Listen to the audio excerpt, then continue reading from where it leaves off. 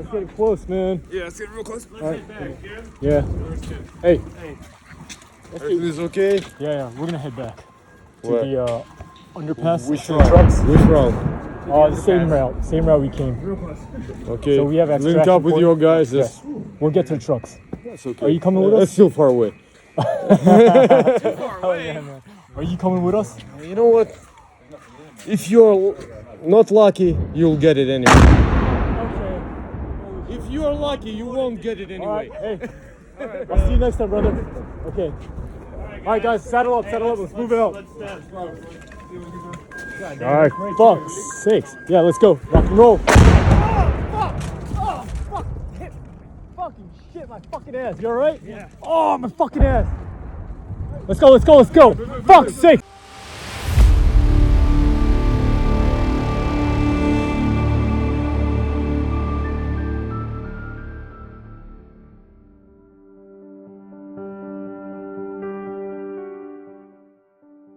Hello dear friends, I'm Rudolf Balazhnis. I am director of charity foundation Family of Christ, and I have an honor to introduce you guys one of the what I see in news. And can you introduce yourself, brother? So my name is KENRHEE. I'm from South Korea. I'm a former military officer. So I run a company called ROKSEAL, and what we do is consulting for the military, for law enforcement, and also for the entertainment industry. So for example, there's a lot of Korean movies out there that are good movies from Netflix or whatever. And I teach actors, actresses how to shoot weapons, and I work with the directors for military depiction, so they can get the movies pretty accurately. So it's a simple movie. Your action, was good, like I know, careers and everything. When you hear the calling? Well, I saw on TV President Zelensky, he's like, we need foreign fighters from European nations only. And I'm like, okay, South Korea is not a European nation, so I can't go.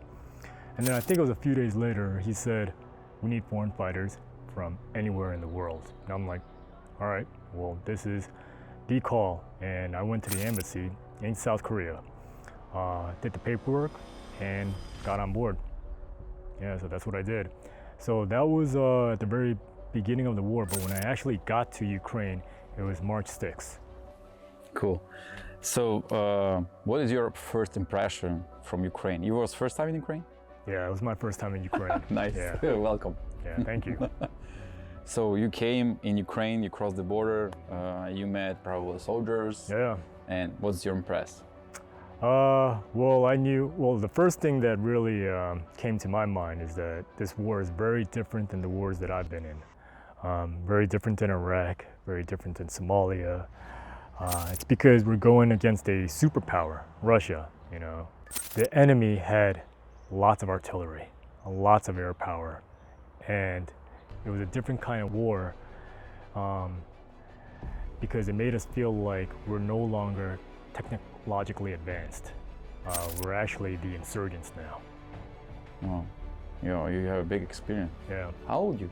I'm 38 years old. 38? Yeah. And you have so many different... Well, I'm not that young either. Not old, but not that young. Yeah.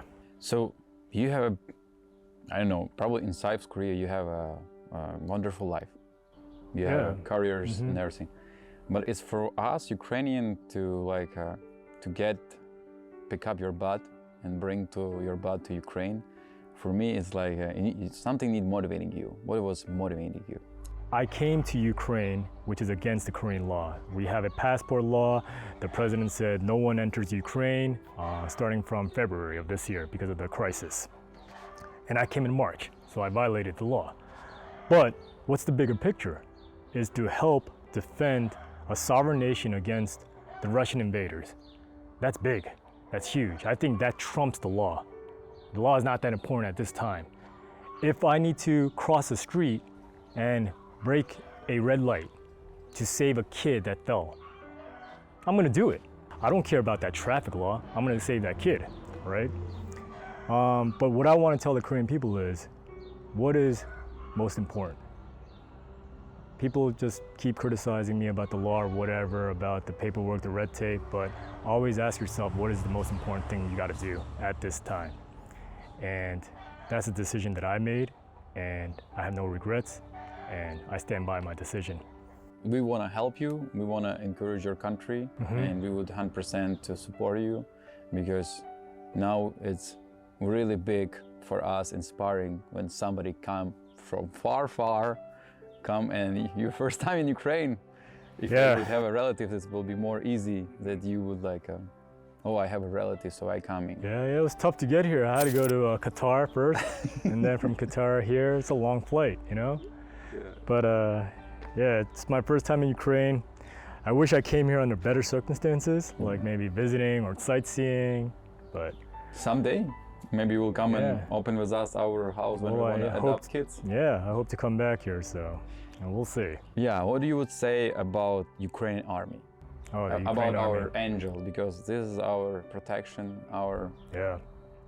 Well, I worked with the Ukrainian Special Forces, and they are fearless warriors. I gotta say, I have a lot of respect for them. They know what the mission is, they know what the grander scheme is, and they are just ready to sacrifice anything for their country. And that is very admirable, it's very respectable.